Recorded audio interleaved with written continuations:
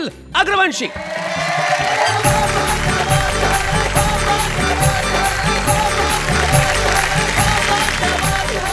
नमस्कार दोस्तों, आज तो मोहब्बत का एक विषय लिया है, लेकिन हरियाणा में मोहब्बत नहीं होती। यहाँ तो सीधी शादी वादी होती है। मोहब्बत के चक्कर में हरियाणा वाले तो पड़ते ही नहीं, हम तो मूलतः हरियाणा से हैं। और अगर लड़का कवि हो तो भाई साहब शादी में भी बड़ी दिक्कत पड़ जाती है। अच्छा ये एक नया विषय है बिल्कुल शादी का, आपको समर्पित करता हूँ जी। और आप बुरा ना मानो तो इनको समर्पित कर दूं। नहीं, मैं क्यों बुरा मानूं, इन्हें समर्पित आपको करो। समर्पित है जी साहब। मैं आपको बिल्कुल सच्ची घटना बताता हूँ और सभी कवियों की व्याख्या रखता हूँ आपके सामने कि हालांकि कोई उम्मीद नहीं थी, अच्छा, फिर भी एक रिश्ता आया। बहुत अच्छे। लड़का कवि है, हाँ, पिताजी ने बिचौलिए को बड़ी शर्मिंदगी से बताया। बहुत अच्छे। बिचौलिया बोला, घबराओ मत लाला जी, मैं तो एक से एक निकम्मे लड़कों के रिश्ते करवा देता हूँ। निकम्मे। फटे पुराने नोट भी पूरे दामों में चला देता हूँ। ये बतलाओ लड़का कितना कमा लेता है? पिताजी बोले, किसी तरह से इज्जत बचा लेता है। तो मेरा मतलब ये है, ये लड़की को भूखे तो नहीं मरने देगा। पिताजी बोले, ये भूख ही नहीं लगने देगा। जिस दिन अपनी कविता की 2 पंक्ति मुझे सुना देता है, कम बखत कई दिन की भूख भगा देता है। बिचौलिए ने पूछा, तो क्या इन्होंने अपनी कविताओं की कोई पुस्तक नहीं छपवाई? अच्छा। पिताजी बोले, उसी में तो लुट गई भाई घर की सारी कमाई। और तो और घर वालों ने इसकी पुस्तक का पन्ना तक नहीं खोला। एक रिश्तेदार ने गलती से 2-3 पन्ने पढ़ लिए थे, भाई साहब वो हमसे आज तक नहीं बोला। अब तो शर्मा जी यही तमन्ना है कि किसी तरह से इसकी जिंदगी संवर जाए। भगवान करे इसे कोई हिम्मत वाली लड़की मिल जाए। पर उधर लड़की के बाप को पता नहीं कैसे भनक लग गई, लड़का इंटर मोहल्ला कवि है। इंटर मोहल्ला। लड़का इंटर मोहल्ला कवि है। गुप्तचरों से पता चल गई। कहने लगा, इतना जुल्म नहीं ढा सकता, अपनी लड़की किसी कवि से नहीं ब्याह सकता। वो एक बात याद आ गई कि लड़की ने अपनी माँ से कहा, माँ पता चला लड़का कवि है। माँ बोली, कोई बात नहीं बेटी, एक आधा अब तो सब में ही होता। बिचौली ने देखा, यार ये तो बात बिगड़ रही है, इसको तो जमाना पड़ेगा। अब बिचौली ने जो मेरे समर्थन में तर्क दिए वो सुनना। गरग साहब, ये रिश्ता मत छोड़िए, लड़के का बहुत ऊंचा खानदान है। खानदान की ऊंचाई पे ध्यान देना संदीप भाई जी। लड़के का बहुत ऊंचा खानदान है, 11वीं मंजिल पे इनका मकान है। भाई क्या बात है अनिल, बहुत बढ़िया। लड़के के पास अपार संपत्ति है। उसने सोचा होगा मुंबई में कई प्लाट पड़े इसके। लड़के के पास अपार संपत्ति है, एक एक कविता कई लाख की है। लड़का परम ज्ञानी और विद्वान है, सीधे हाथ में 2 अंगूठे हैं, बहुत भाग्यवान है। क्या बात है। लड़का परम ज्ञानी और विद्वान है, दाहिने हाथ में 2 अंगूठे हैं, बहुत भाग्यवान है। वाह वाह वाह। बिचौलिए की बात में दम था। वो कौन सा दिल्ली वाले प्रोफेसर अरोड़ा से कम था। शादी के दिन भव्य स्टेज सजा दी गई, उस पे 2 कुर्सियां बिछा दी गई। मंच पर खड़ा मैं फूला नहीं समा रहा था, हर एक बाराती में भाई साहब एक श्रोता नजर आ रहा था। मंच पर माइक की कमी खल रही थी। अच्छा। कविता खुद ब खुद निकल रही थी। खुद ब खुद निकल रही थी। मुझे एक मौके की तलाश थी, फेरों पे छंद सुनाऊंगा। अच्छा। यही एक आखिरी आस थी कि तभी किसी ने आकर मेरे हाथ में एडवांस नेक का लिफाफा थमा दिया। उसे पता नहीं किसने बता दिया, लड़का कवि है। ये पता नहीं कितनी लंबी रचना सुना देगा, लड़की को विदा होने से पहले ही रुला देगा। मेरी मन की मन में रह गई, मैं मन ही मन सोचने लगा, अपने आप को कोसने लगा। घर आते ही पहली ही रात अपने मन की बात मैंने अपनी पत्नी को बता दी, और उसने जैसे ही हाँ भरी, मैंने उसे जल्दी जल्दी अपनी 8-10 नई रचनाएं सुना दी। अपनी हास्य व्यंग की रचनाओं पर अच्छा। मैंने उसे भाई साहब कई बार रोते देखा।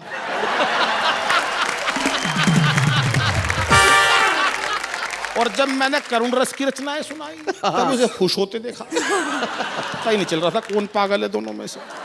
कविताओं की गहराई में वो इतना खो गई, मुझे नहीं पता चला शैलेश जी कब सो गई। उस दिन ये एहसास हुआ कि नारी वास्तव में ही त्याग की मूरत है, और एक सफल कवि बनने के लिए भाई साहब पत्नी की बहुत जरूरत है। क्या बात है, वाह वाह वाह वाह। मैं तो बहुत देर से इंतजार कर रहा था, आप मेरे को कब उठाओगे। तो मेरा तो दम घुट गया इन दोनों के बीच में। अब सांस आया मेरे को भाई साहब।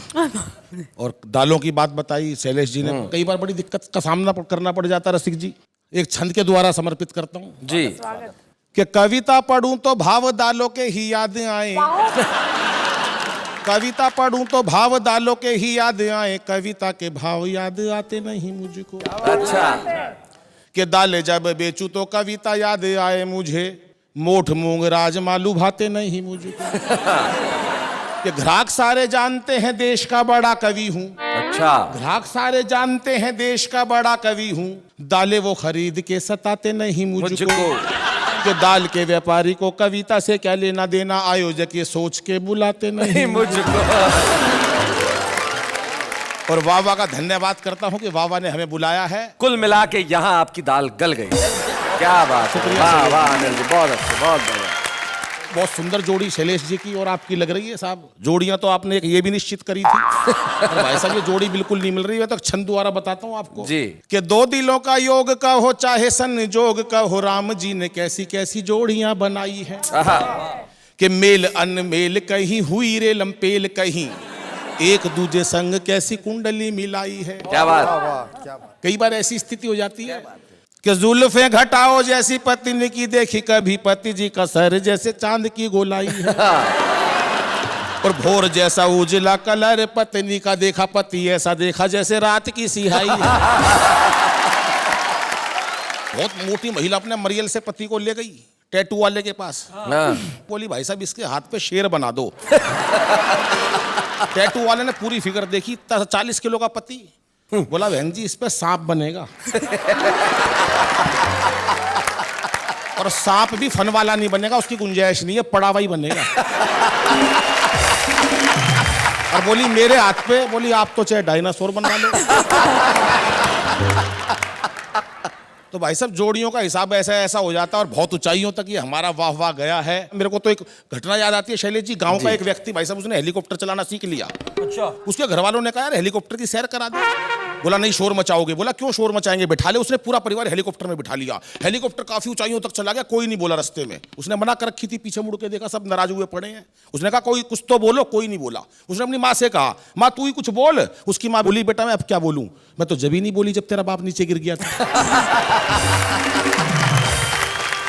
मैं एक नया विषय बिल्कुल शैलेश भाई, एक छोटा शैतान बच्चा सूर्य भगवान को अपनी दोस्ती करके धरती पर कैसे लाता है, समर्पित करता हूं साहब। कि कल अचानक सूर्य भगवान से मुलाकात हुई। अच्छा। क्योंकि पृथ्वी घूम रही थी इसलिए साहब चलते चलते बात हुई। अच्छा। चरणों में प्रणाम करके मैंने पूछा हे सूर्य देव, आकाश में घूमने का क्या आपका एक ही रूटीन है? कभी बोरियत फील करो तो नीचे आ जाना। हाँ। हमारे पास बहुत बड़ी जमीन है। हाँ। जबकि सूर्य भगवान 100 गुना बड़े हैं पृथ्वी से, लेकिन उसका बच्चे का मन उन्होंने बुला लिया। कभी बोरियत फील करो तो नीचे आ जाना, हमारे पास बहुत बड़ी जमीन है। अभी पिछले दिनों आमिर खान भी तारे जमी पे लाए थे। अच्छा। शायद रात का समय रहा होगा, इसलिए भगवान आपको वहीं छोड़ आए थे। खैर कोई बात नहीं, प्रभु अब मैं आपको अपने साथ पृथ्वी पर ले जाऊंगा, और सबसे पहले आपको भारत और पाकिस्तान के बीच होने वाला day and night cricket match दिखाऊंगा। अच्छा। बड़ा मजा आएगा जब आपकी वजह से भगवान वो day and night match day and day रह जाएगा। वैसे रोशनी की कमी के कारण कई बार मैच रद्द करने पड़े हैं।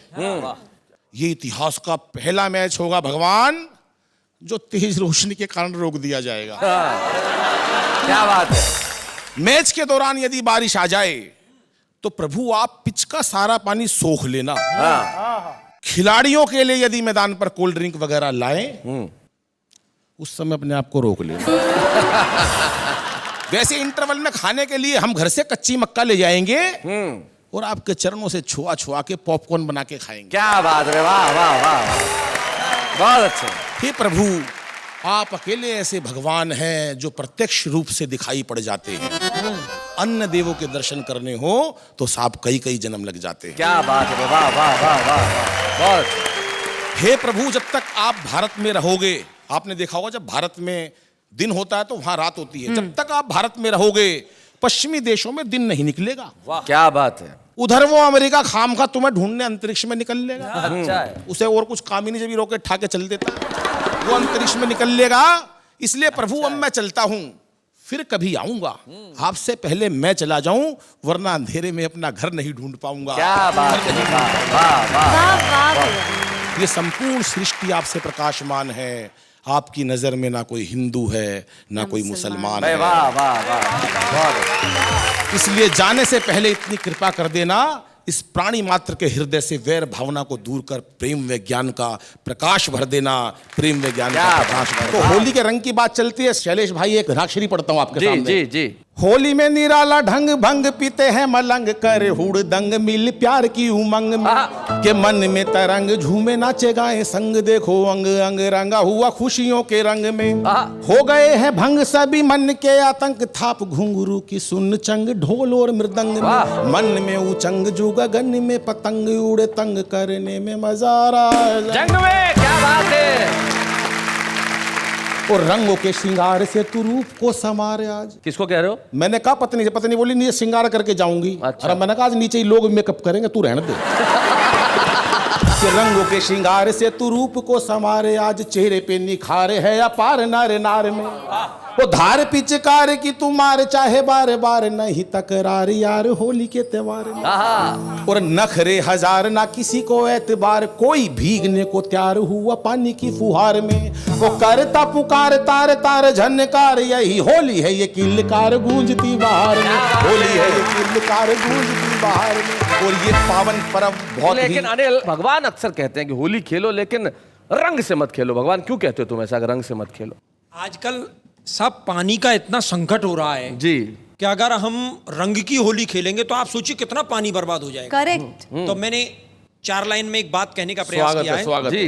कि अब के होली पे लगा सूखी गुलाल मेरे रसिया, रंग की होली मत खेले, और जल के संरक्षण की चला नई चाल मेरे रसिया, रंग की होली मत खेले, और जल जीवन अमृत कहलाए, रंग मिला इसे क्यों फैलाए, जल बिन धरती पे हो जाएगा अकाल। क्या बात है। रसिया, रंग की होली मत चलिए साहब, एक बिल्कुल हास्य व्यंग्य की शुद्ध रचना आपके सामने प्रस्तुत करता हूँ। होली की त्योहार है, होली पे मिठाई की बात जी। कि दुनिया में शायद ही ऐसी कोई मिठाई हो भाई साहब जो मैंने नहीं खाई हो। अच्छा, बहुत अच्छे। पूरे साल मीठे का भरपूर आनंद उठाता हूँ, गोलगप्पे भी रसगुल्ले की चाशनी से भरवा के खाता हूँ। अभी पिछली दिवाली इतनी स्वाद मिठाई खा ली कि गजब हो गया। हाँ। ऐसी मीठी नींद आई कि सपना भी मीठा हो गया। अच्छा। सपने में दिखा एक बहुत बड़ा समुंदर, हाँ। बूंदी के लड्डू और बालूशाही तैर रहे हैं उसके अंदर। क्या बात है। पूरा का पूरा समुंदर रसमलाई से भरा था। ओहो। एक मगरमच्छ तो किनारे पे मुंह में गुड़ की भेली दबाए पड़ा था कि अचानक सुनामी लहर आ गई। ओहो। चारों तरफ भयंकर मीठा मचा गई। अच्छा। इमली भी खाई तो खजूर का स्वाद आ गया। हाय हाय हाय। इमली भी खाई तो खजूर का स्वाद आ गया। ऐसा लगा मानो साक्षात स्वर्ग की रसोई में आ गया। क्या बात है। मैं तो प्रधानमंत्री बनते ही सबसे पहले जलेबी को राष्ट्रीय मिठाई घोषित करूंगा। क्योंकि संसद की तरह गोल ये जलेबी चाहे कितनी भी घुमावदार है, इसकी हर एक गली बेहद मीठी और रसदार है। हाय हाय हाय हाय। क्या बात है। चाहे बिना दांतों के खा लो, लगती बड़ी मजेदार है। हाय हाय हाय हाय हाय। हमारी संसद के गलियारों में भी जिस दिन देश प्रेम की भावना का रस भर जाएगा, क्या बात देख लेना उस दिन दुनिया का कोई मुल्क हमारे सामने आंख नहीं उठा पाएगा। क्या बात है। बहुत अच्छे। That's wonderful. वाह वाह, क्या बात है। गणतंत्र दिवस के अवसर पर देश के बड़े बड़े हलवाइयों को मरणोपरांत परमवीर चक्र की जगह परम खीर चक्र और पद्म श्री की जगह पद्म मिश्री चक्र मिश्री जैसे सम्मानों से सम्मानित करूंगा। रेल, सड़कें, पुल, अस्पतालों के नाम मिठाइयों के नाम पे धरूंगा। अच्छा। सारी उम्र मीठे के कारण जीवित रहा हूं, देख लेना एक दिन मीठे के कारण मरूंगा।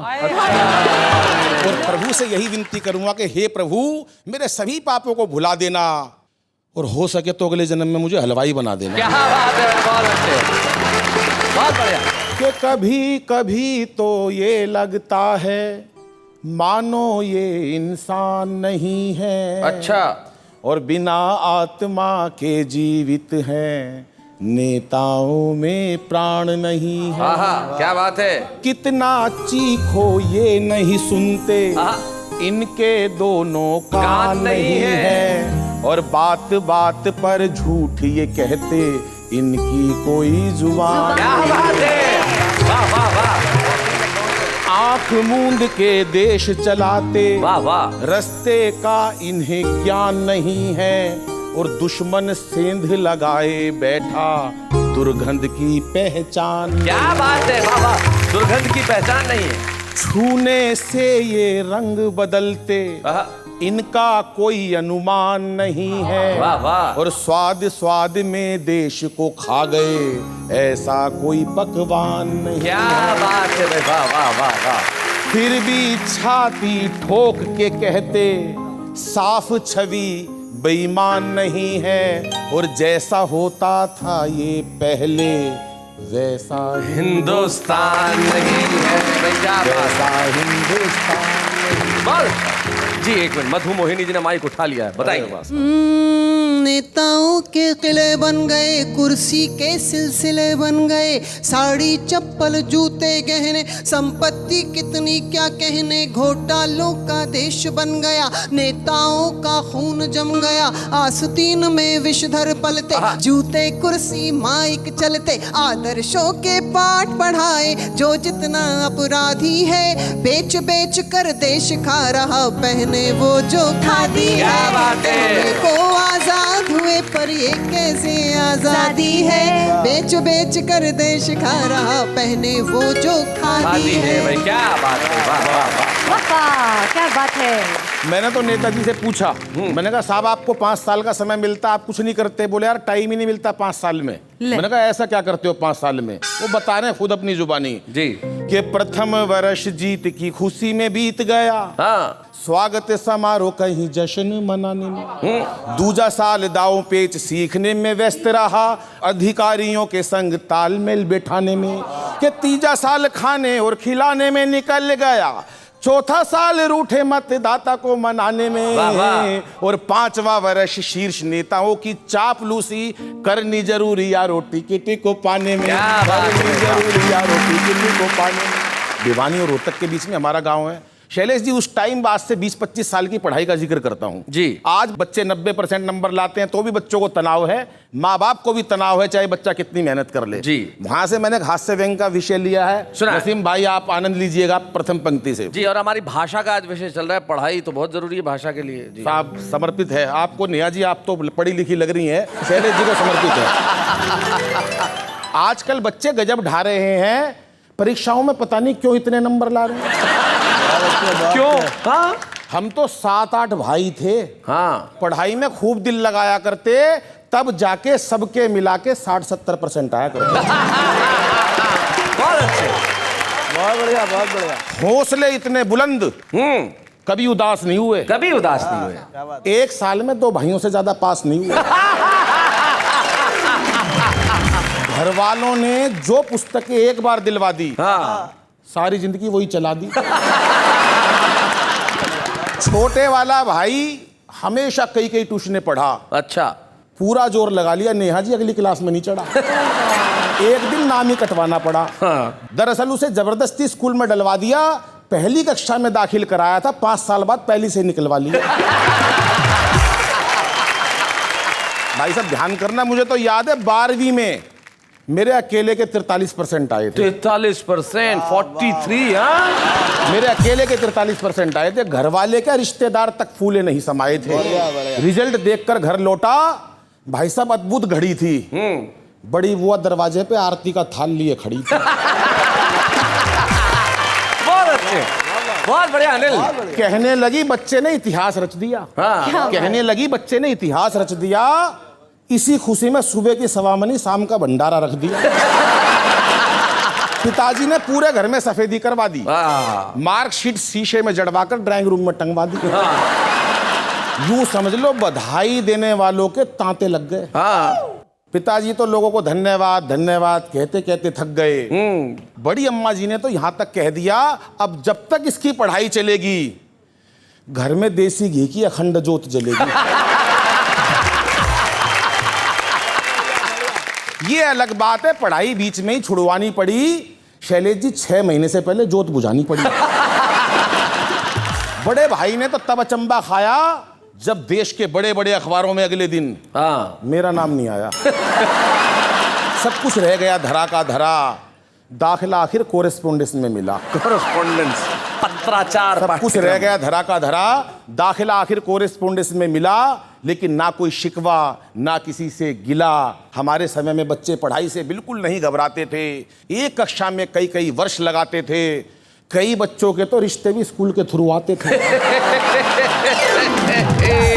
कई बार तो भाई साहब सिलेबस तक एक्सपायर हो जाया करते। हाँ। सिलेबस एक्सपायर, अरे वाह वाह, बहुत बढ़िया, बहुत अच्छा अनिल। कई बार तो सिलेबस तक एक्सपायर हो जाया करते। राम लखन जी बच्चे वहीं पड़े रहते, मास्टर रिटायर हो जाया करते। जो बच्चे एक कक्षा में कई कई साल लगा दिया करते उन्हें अगले साल कक्षा का मॉनिटर बना दिया करते। क्या बात है। वही बच्चे आज विजेता बन गए। उस टाइम के सारे मॉनिटर आज देश के नेता बन गए। क्या बात है, वाह वाह वाह। लेकिन आज बच्चे जाने किस तनाव में रहते हैं, हर वक्त एक अभाव में रहते हैं। बच्चों का बचपन बस्ते के बोझ तले दब गया। माँ बाप का प्यार कंप्यूटर व मोबाइल की भेंट चढ़ गया। माँ बाप का प्यार क्या बात है, वाह वाह वाह वाह। गुरु का विषय और ये नखरे का, ये तो पति पत्नी में ही चल सकता है साहब जी। मेरी तो पत्नी भी मेरे से नखरे में बोली कि ये तो मेरा शुक्र मनाओ कि मैंने तुम्हारे को बिना देखे ब्याह कर लिया। मैंने कहा शुक्र तो मेरा मना, मैंने तेरे को देख के भी पसंद कर लिया। बहुत बढ़िया अनिल। हमारा तो प्रदेश ऐसा शैलेश जी, मक्खी मच्छरों तक में नखरे हैं। वो मेरे को याद है कि मक्खी और मच्छर की शादी हो गई। शादी के अगले दिन ही मक्खी जोर जोर से रोने लगी। उसकी सहेली ने पूछा बहन क्या बात हो गई? बोली रात को डेंगू मारने की दवाई छिड़क दी थी, तेरा जीजा मर गया। जीजा। और नखरे भाई साहब ये नहीं कि महिलाएं करती, आदमी भी नखरे कई बार कर लेता हूं। मेरे को याद है वो गाना गा रहा था, बोला तेरी गलियों में ना रखेंगे कदम अच्छा आज के बाद। बोली क्यों? बोला मेरी अपनी गली में ही सेटिंग हो गई। बहुत बढ़िया अनिल। और मेरा तो जब रिश्ता हुआ शैलेश जी, मैं तो बिल्कुल सच्ची घटना बता रहा हूँ जी। वैसे तो होते बड़े मुश्किल से, तब देखने चला गया 150 किलो 250 किलो की होगी कम से कम भी। अच्छा। वहीं से एक छंद निकला मेरा, अरुण भाई समर्पित करता हूं कि जैसे ही निकट गया वहीं पे ही डट गया, पीछे को मैं हट गया ऐसी विकराल थी। आंख ये भटक गई, सूरत लटक गई, सांस भी अटक गई, नारी क्या भूचाल। पाँव यदि टिक जाए, पाँव यदि टिक जाए, टिकट सकट जाए, तुरंत निपट जाए, साक्षात काल थी। देखते ही नट गया, मामला सुलट गया, संकट कट गया, जी का जंजाल थी। भाई बहुत अच्छे। और एक फिल्म आई थी, उसके अंदर एक डायलॉग था, मेरे को तो 11 मुल्कों की पुलिस ढूंढ रही है। तो पुलिस से तो भाई साहब सबको भय है, लेकिन कई बार स्थिति ऐसी हो जाती है कि पुलिस वाला ही बड़ा भय में मर जाता है साहब। अच्छा। मैं एक बिल्कुल हास्य व्यंग की नई कविता पढ़ता हूँ दुबे जी। सुना कि उसी थाने में तबादला हो गया मेरा भी, जिसमें पत्नी सिपाही थी। अब घर हो या दफ्तर दोनों जगह लुगाई थी। बहुत अच्छे। सीधा सा मतलब ये है कि तबाही थी जी। सारा दिन दहशत में काटता था, उधर पत्नी चीखती इधर इंस्पेक्टर डांटता था। अच्छा। वैसे तो ये तबादला मेरी तरक्की थी, पर अब हफ्ते में 2 बार बेइज्जती होनी पक्की थी। क्योंकि अभी पिछले ही दिनों लाठी चार्ज के दौरान उसने ऐसे जुल्म कर दिए, पब्लिक की आड़ में 2 लठ मेरे धर दिए। बहुत अच्छे। मैं बोला देखती नहीं पति परमेश्वर हूं। बोली घर चल के उतारूंगी आरती, अभी तो ड्यूटी पर हूं। जीवन अब मेरे लिए सजाए आफ्ता है, उसके हाथ में डंडा देखकर भाई साहब आज भी दिल कांपता। बहुत अच्छे। एक दिन की बात, पैदा हो गए ऐसे हालात, इधर इंस्पेक्टर इधर पत्नी। अच्छा। दोनों ने एक साथ आवाज लगाई। मेरे तो समझ में ही नहीं आई पहले किसकी सुनूं कहां जाऊं। नौकरी संभालूं या इज्जत बचाऊं? बहुत अच्छे। बराबर। वो तो शुक्र है इंस्पेक्टर साहब भी शादीशुदा थे। हाँ। उन्हें गृहस्थी के सारे अनुभव पता थे। कहने लगे भाई हमारा क्या है, हम तो आज यहाँ, कल दूसरा थाना है, तुझे तो शाम को ही घर जाना। बहुत बढ़िया। तुझे तो शाम को ही घर जाना है और सारा जीवन इसी के साथ बिताना है। जा पहले पत्नी से पूछ क्या बात है। अबे रो मत भाई, मेरे घर में भी यही हालात है। हाँ। मेरा क्या, कमिश्नर तक का यही हाल है। होंगे बाहर अफसर, घर में भला किसकी मजाल है। सही बात है। और अब तो डर डर के खोखला हस्बैंड हो गया हूं। नौकरी जरूर करता हूं पर ऐसा लगता है कि सस्पेंड हो गया हूं। अभी पिछले कल ही की बात है, दिन था वैलेंटाइन। अच्छा। ड्यूटी थी कंबाइन। मैंने तो वैसे ही पूछ लिया, कहो तो चले आज शाम कॉफी शॉप में। बोली बंद करवा दूंगी छेड़खानी के आरोप में। अच्छा। नखरे बता रहा हूँ, ये घर नहीं है थाना है। हाँ। यहाँ पत्नी वाला रिश्ता नहीं चलेगा। यहाँ तो ऊपर की कमाई में भी हिस्सा आधा आधा बटे। वाह वाह, बहुत अच्छे। यहाँ तो ऊपर की कमाई में भी हिस्सा आधा आधा बटेगा। और सच्चाई तो ये है दोस्तों कि मैं हवलदार होकर भी मुलजिम के तरह लाचार था। मेरी वर्दी पर लगा हर स्टार बेकार था। वो सिपाही होकर भी थानेदार थी, बिना स्टार के भी सुपरस्टार थी। वाह वाह वाह वाह वाह। लेकिन ना कोई शिकवा ना कोई गिला, क्योंकि इस बार का बहादुरी का इनाम डिपार्टमेंट की तरफ से मेरे को मिला। अच्छा। इस बात को लेकर मिला कि जो व्यक्ति पत्नी के साये में हर वक्त रह सकता है, उससे बहादुर भला देश में और कौन हो सकता है। क्या बात है। शैलेश भाई, आज दिल्ली वालों को सबको आपने यहाँ एक मंच पर एकत्रित कर दिया है जी। और दिल्ली में तो सारी संस्कृति हर प्रकार की रहती है। दिल्ली में कोई काम हो जाए लोग ये सोचते हैं कि भाई ये इन दिल्ली वालों ने ही किया है, क्योंकि सारी राजनीति यहीं से चलती है। मेरे को तो याद है, मैं एक पेट्रोल पंप पे भाई साहब पेट्रोल भरवा रहा था। एक लड़का आया अपनी मोटरसाइकिल लेके। पेट्रोल पंप वाले ने पूछा भाई साहब कितने का डाल दूं? बोला मुझे तो 10 रुपए का दे दे, छिड़क के आग लगानी है। तो भाई साहब कुछ नहीं, दिल्ली में तो अलग अलग माहौल है। अभी तो वहाँ मेट्रो चल गई है, मैं तो मेट्रो में बैठा भाई साहब, सभी प्रांतों के लोग आते हैं। तो एक ताऊ बैठा मेरे बराबर में, शैलेश जी जी। उसने मेरे से वैसे ही पूछ लिया, भाई बलबीर का है? हरियाणा में पूछते हैं पिताजी के नाम से, भाई उसका है क्या?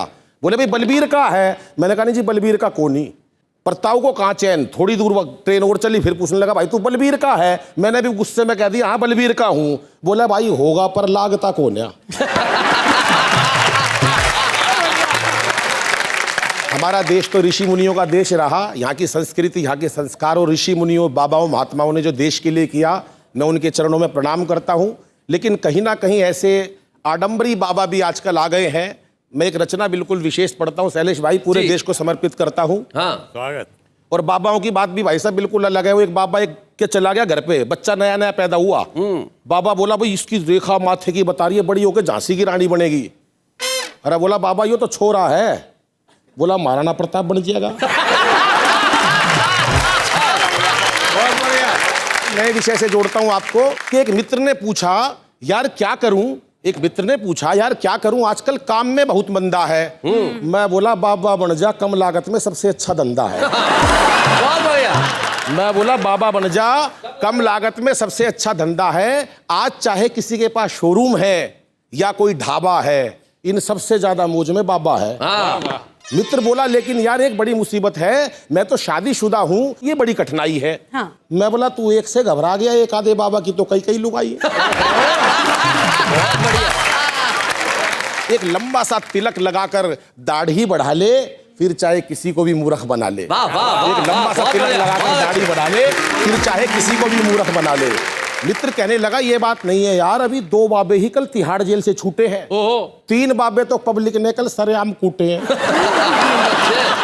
मैं बोला यार जेल जाना आजकल कौन सा मुश्किल काम है? जेल जाना आजकल कौन सा मुश्किल काम है? वहां तो हर प्रकार की सुविधाएं और आराम है। वहां तो तुझे एक से एक VIP मिल जाएंगे। क्या बात है। 10-20 चेले तो तेरे जेल में ही बन जाएंगे। अब तो तू एक काम कर। हाँ। कोई सा एक भगवान पकड़ ले, उसकी सारी कथाएं मुंह जवानी रट ले, 2-3 आरती और 4-5 संस्कृत के श्लोक याद कर लियो। क्या बात है। ढोलक मंजीरे वाले की जरूरत पड़े तो भाई मेरे को धर लियो। वैसे भी पब्लिक को तो आंख मूंद के केवल गर्दन हिलानी है, उन्हें नहीं पता कौन मूर्छित पड़ा है और बूटी किसको लानी है। क्या बात है। वाह वाह वाह वाह, बहुत बढ़िया अनिल। उन्हें नहीं पता कौन मूर्छित पड़ा है और बूटी किसको लानी है। कई लोग तो केवल भंडारा खुलने की बाट में रहते हैं। एक आध ऐसे भी आते हैं जो अपनी पुरानी चप्पल बदलने की ताक में रहते हैं। मेरे को तो याद है एक मंच पर एक महिला ने बाबा से ऐसी प्रीत जोड़ी, भाई साहब 15 मिनट तक बाबा की पिंडी नहीं छोड़ी। चेले ने कहा बाबा इस पे कोई कृपा बरसा। बाबा बोला भाई पहले मेरी पिंडी तो छुड़वा। कृपा तो आजकल चुटकियों में बरस जाती है, मात्र गोलगप्पे और डोसा खाने से ही तकदीर बदल जाती है। क्या बात है, वाह वाह। वैसे पब्लिक भी इन्हीं बातों में राजी है ना, क्योंकि किसी का फेवरेट समोसा है, किसी को पसंद पाव भाजी है। वाह। लेकिन इसका मतलब ये नहीं कि कोई कुछ भी खाएगा। वाह। इसका मतलब ये नहीं कि कोई कुछ भी खाएगा। आराम तो तुक दुक जी तभी पड़ेगा जब बाबा बताएगा। बिल्कुल सही। आराम तभी पड़ेगा जब बाबा बताएगा। तेरी यदि ये दुकानदारी चल गई तो फिर राजनीति में भाग्य आजमाना है। अरे यार पब्लिक का बेवकूफी तो बनाना है, पब्लिक का बेवकूफी तो बनाना है। अगर नेता के साथ साथ बाबा हो गया समझ ले सोने पे सुहागा हो गया। क्या बात है, वाह। नेता के साथ यदि बाबा हो गया समझ ले सोने पे सुहागा हो गया। क्योंकि आजकल भगवान की कथाएं महलों में ही रचती है। अरे झुग्गियों में कहीं भगवत कथाएं बसती हैं, झुग्गियों में कहीं भगवत कथाएं बसती हैं। और ये कथाकार लोग आजकल भगवान को अमीरों के यहाँ ही खिलाते हैं। हिलनी के बेर और सुदामा के तंदुल भगवान अब गरीबों के यहाँ कब खाते हैं। क्या बात है, वाह वाह वाह। भगवान को तो 56 प्रकार के भोग लगाए जाते हैं। देश की व्यवस्था पे ध्यान चाहूंगा कि भगवान को तो 56 प्रकार के भोग लगाए जाते हैं। दूसरी तरफ मेरे देश के करोड़ों बच्चे भूख से बिलबिलाते हैं। क्या बात है, दूसरी वाह, तरफ मेरे देश के करोड़ों बच्चे भूख से बिलबिलाते हैं। अरे ऐसा कौन सा भगवान होगा, ऐसा कौन सा माँ बाप होगा जो अपने बच्चों को भूखा देखकर 56 प्रकार के भोग खा लेगा। वो तो तभी प्रसन्न होगा जब एक भाई दूसरे भाई को प्रेम से गले लगा लेगा। वो तो तभी प्रसन्न होगा जब एक भाई दूसरे। वाह वाह वाह। पर आयोजक और भक्तों को, आजकल आयोजक और भक्तों को भी पैसा और मान सम्मान चाहिए। सच बताना मेरे दोस्त जी, ऐसे कितने भक्त हैं जिनको भगवान चाहिए।